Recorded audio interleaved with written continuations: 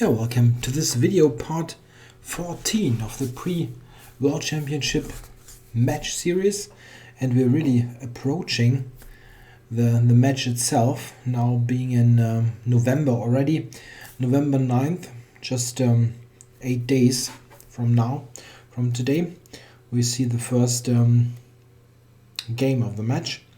So, part 14, it's time for a Carlsen game again.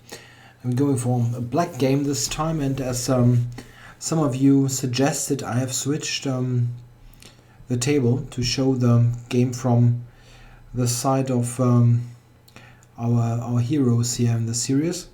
So let's get ahead with this game. It's Kramnik against Carlsen, the former world champion, who only by a tiebreak in the London candidates has missed the match. So Kramnik and Carlsen both had the same score in London, and it was mostly a matter of luck in the tiebreak that Carlsen became the challenger. I still think a very dissatisfying way to end this tournament, that they didn't have a playoff. Alright, so back to 2008, already 5 years ago.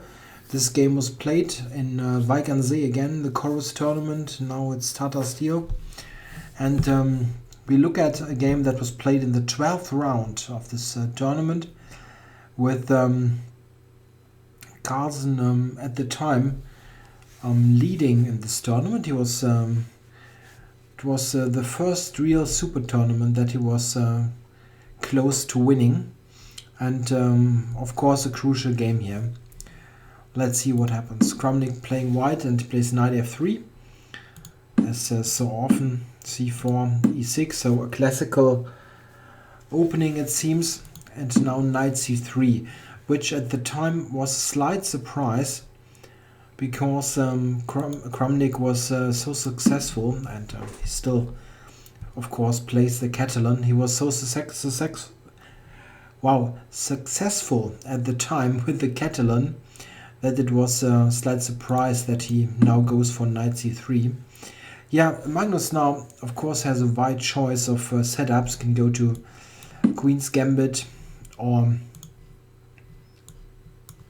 play an English Nimzo hybrid, where white probably won't play d4 but go for one of those moves.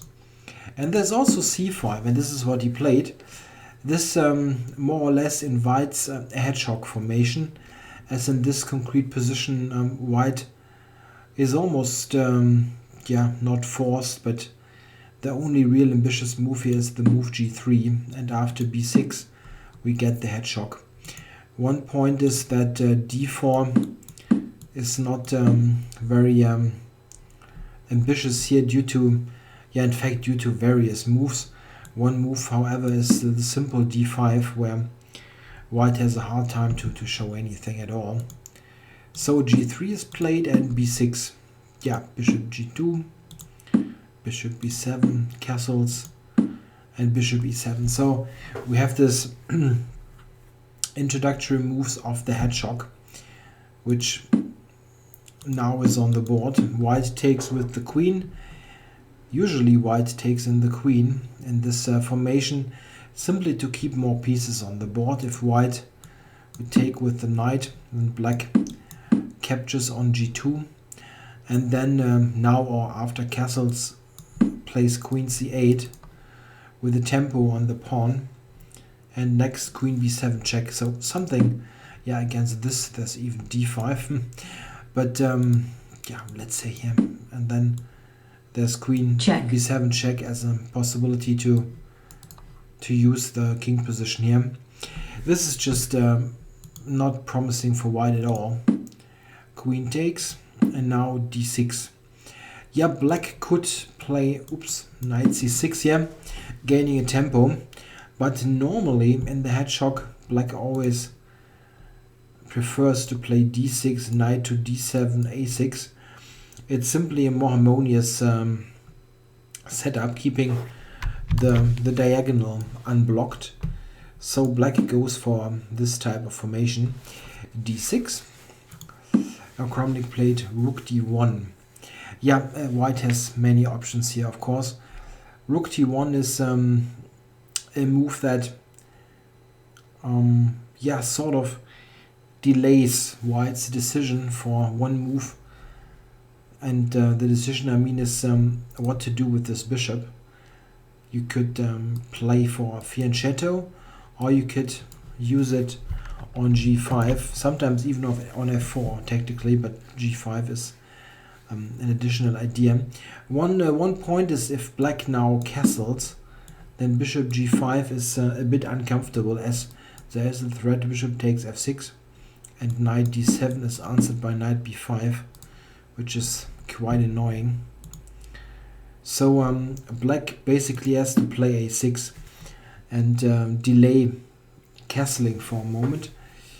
The point being that now after bishop g5, knight d7, black doesn't have a direct problem with knight b5, as now a6 is covering the b5 square. These are yeah, subtle points in the hedgehog. Kramnik now has a choice. He can still play bishop g5, which is not a bad move. He can play for e4, for b3. There are many moves. He, however, played knight g5, which is somewhat forgotten line at the time. Even it's a bit of a rare line. The idea is, after the capture, which happened, that white tries to quickly, or with the other knight,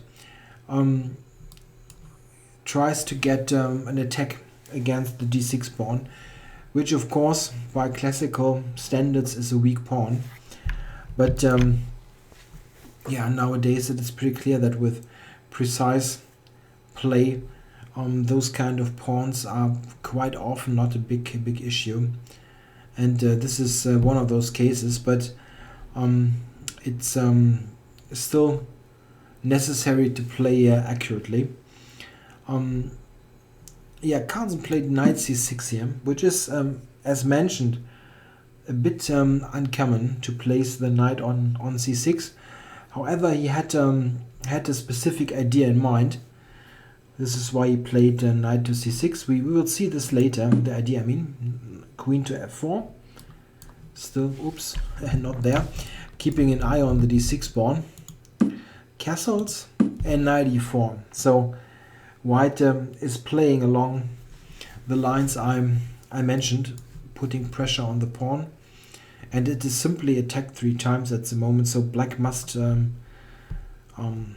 defend it. And yeah, what is black's defense? Played knight to e8.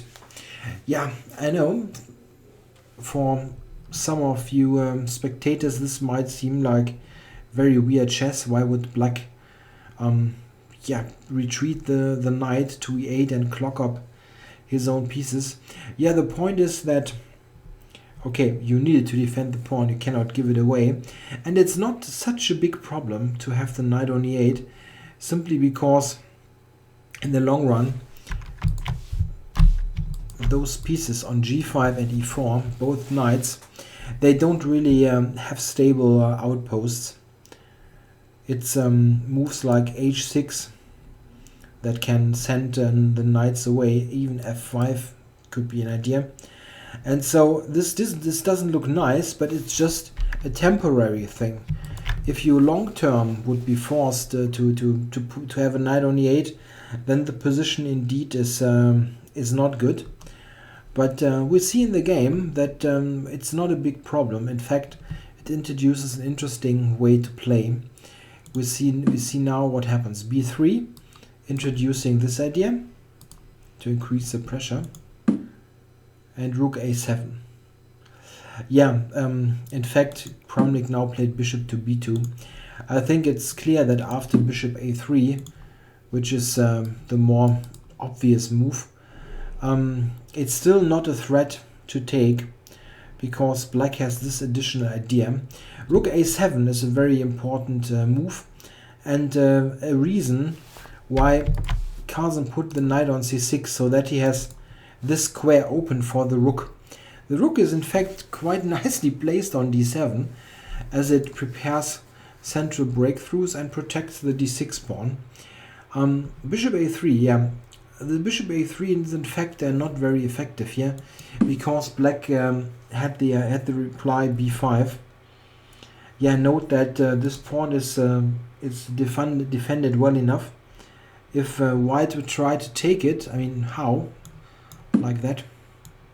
Note that here a bishop hangs, knight is hanging, sorry.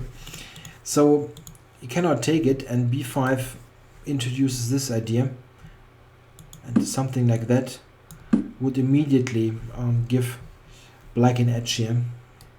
This is a move that will come sooner or later, or b4, and here black just enjoys an extra center pawn. Very nice for black. Bishop a3 is not really helping. You don't get the pawn anyway. So Kramnik played bishop b2, and Carlsen now rook d7, just according to plan. And I think this is a very nice maneuver. It's not a new idea in this opening, but it's an interesting setup. So Kramnik played rook c1, getting pieces into play, and now knight to c7. Yeah, this is a very uncommon way to play in the hedgehog. The knight is very rarely going to c7, but it introduces a nice setup. We'll see this later. Knight f3. Yeah, it's time anyway to retreat the knight. It's not doing anything on g5, and it's getting a tactical. It's getting to be a tactical liability. If white would play a nothing move, let's say something like that, then f5. Oops, f5 just wins material. Note that this is also an idea of the knight being on c7. It covers the square and the pawn on e6. So he treated, and now Carlsen played f5. This is quite nice, I think.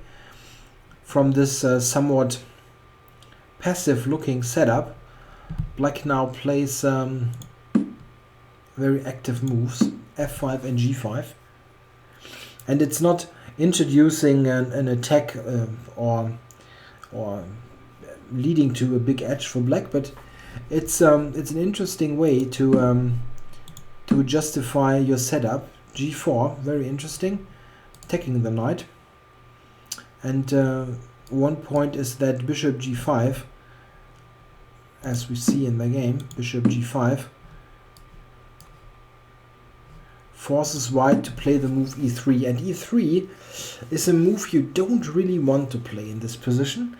It's not fatal or anything, but it gives black some ideas, and those ideas are that the knight on e5 is nicely placed, looking at those now somewhat weakened squares. And the other idea is that if you ever manage to get a knight over to e4, the knight on e4 would be a very nicely positioned piece, when f3 always can be answered by g takes. This sounds like a bit of a science fiction scenario, like you never will get there. But yeah, let's have a look at the further course of the game. Rook f7.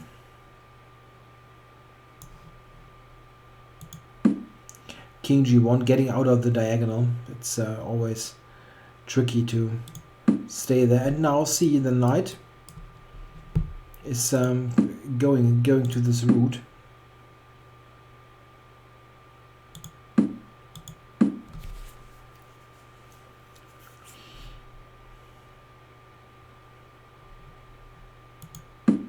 Queen c3.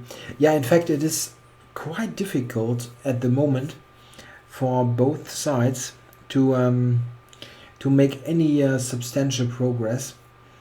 It's difficult for white because he has no natural pawn break anymore, and this also to some extent applies for black. What pawn move do you want to make in this position? As black, it's not, you will never play d5. You play e5 at some point, you give up d5, don't want to do that. And yeah, what else can you do? Can push the h-pawn, but this takes a long while to take any effect. And white also has problems to get anything. He can try to push on the queen side, but this is also not easy to realize. And the position is probably around equal. So rook g7, just maneuvering and intending knight e4. b4 was played, knight e4, queen to b3. And now rook back to e7, covering the e6 pawn that might come under fire from the queen and the knight. And here we have a critical position. Kramnik now played the move queen a4, which at first sight looks quite logical. Attacks here and here, but this introduces a probably faulty plan. There were alternatives. A good way to play would be h4, or an interesting alternative at least. It gives white some room here for the king, and it asks black, okay, what are you going to do with this bishop on g5? If black takes, then this capture somehow looks dangerous for him. This long diagonal is tricky. It's not a fatal weakening or anything, but I think white has made progress. And if black does not take, he can take here. I mean, if he takes here, knight takes, and somewhere here, then white at least got rid of the g-pawn. And the g-pawn, I think, is a bit of an annoyance for white. So maybe h4 was the way to go, and it would have led to, I guess, still very interesting and fighting position in the future. It's, as mentioned, not so easy to make progress, but once one side gets going, it will get interesting. Okay, queen a4 was played, and yeah, Carlsen just moved the knight to e5, going to this sensitive, or nearing those sensitive squares around the king. So what should white do? It seems that the best move here is to play queen b3 back, which is always difficult to do, because you admit that queen a4 was a bit of a lemon, but white should do that and still is okay, I guess. He, however, took on a6, and this is just based on a wrong assessment of the upcoming complications. The big problem is the move rook a7. Now the queen is attacked, and yeah, this was played. You cannot take here. This is the big problem. Have a look at this. And now the move bishop to f6, and it's quite funny. This queen doesn't have any square. Everything's controlled by black pieces, and knight f3 winning the queen is impossible to prevent. It's quite funny. So maybe around here Kramnik overlooked something. So he needed to play queen b5 and offer to draw. This is something to take note of. Okay, you can always try. Remember, it's 2008. At the time, Carlsen was 17 years old, and he had never beaten Kramnik. So I think he lost games, 1 or 2, but he had never beaten Kramnik. So this draw offer is not a complete joke. Nowadays, he probably wouldn't try even, but you could try, because have a look at this. Black takes, and rook takes a2, and it's quite obvious that the table has turned, and black table has turned is probably wrong. I mean, white never had a serious edge, but now it's clear that black is the one going for a win. This rook is nicely placed on the second rank, and look at those active pieces. I guess Kramnik overlooked something, maybe this queen d4 bishop f6 idea, and now is really in deep trouble. Check. Played rook c8 check. King f7. And knight d3, trying to relieve some pressure by exchanging pieces. This is very good defensive concept, but black just keeps the pressure on, not exchanging too many pieces. This is just better than allowing further exchanges. Even this is a good position for black, but keeping the pressure on is probably even better. Yeah, rook c2, what else? This piece was hanging. So this retreat was necessary. Rook a7. Yeah, getting these kind of ideas. King g2. And knight to g5. Yeah, this is still a good square. And maybe e4 is also a threat that is helping black to make progress.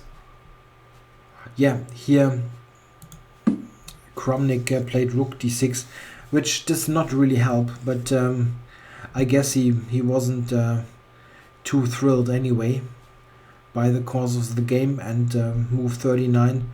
He probably didn't have so much time. Now e4 is a very effective move, and it's basically forcing the upcoming sequence. And here, this is such an annoying move, knight coming to f3. We see that white is pushed back immensely, rook a1, and now even trying to get the second rook down on the first rank. Yeah, he played rook d1 now. You can check rook takes b6. This is actually leading to disaster. Rook a1. How do you ever get the knight out? It's impossible. Black just wins this piece.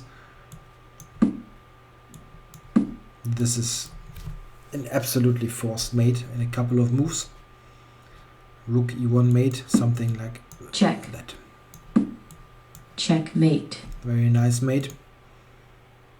Yeah, he played rook d1 to try to exchange one pair of rooks, but of course black just takes the pawns, b4 and b5.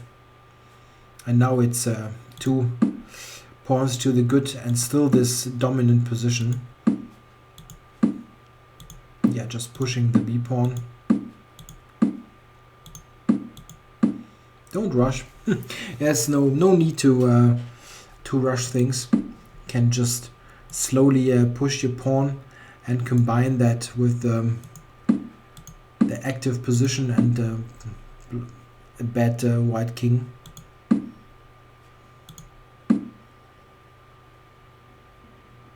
Yeah, it's always this mate if white takes here. This checkmate will cost you. Yeah, h3 was played, and now just pushing the knight back and entering on the second rank now.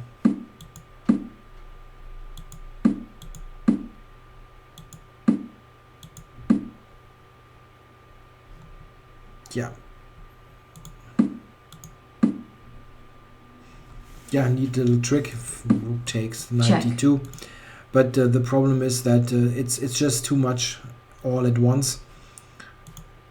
King g2, and after rook c2 now Kramnik resigned. He has no way to prevent the rook exchange, and after that this pawn will promote. For instance, after king f1, knight d2 check, now knight to b3, this will promote. Yeah, this was the first victory of Magnus-Carlsen against Kramnik, with the black pieces even, and Carlsen has beaten Kramnik really a number of times. It's also vice versa. Kramnik also had some wins against Carlsen. I think they are on roughly 50%. I think they have roughly 50% score. I'm not quite sure. Maybe Kramnik is even on +1. I'm not 100% sure. He's not on a minus score. This I'm pretty confident of. So a great win by Magnus, who took advantage of Kramnik's imprecise play around this stage. I guess that probably around here he realized that he cannot take on b6, and then he drifted into this bad position. Note that one important idea that you can maybe borrow from this game and use yourself is this type of configuration with the knight on e4, or you can, it's always a matter of switching colors. It could also be a knight on e5 for white, or d5 or d4, those central squares. Quite often you can cement such a piece and make sure it is not removed by a pawn that makes sure that the knight cannot be attacked easily with f3. So this type of formation can be seen quite often. A knight on d5 with helping pawn just 2 files away, like here the g pawn to secure the e4 knight. Yeah, I hope you enjoyed this game. I'll be back tomorrow again by a game of the world champion. Thanks for watching, and let's talk tomorrow.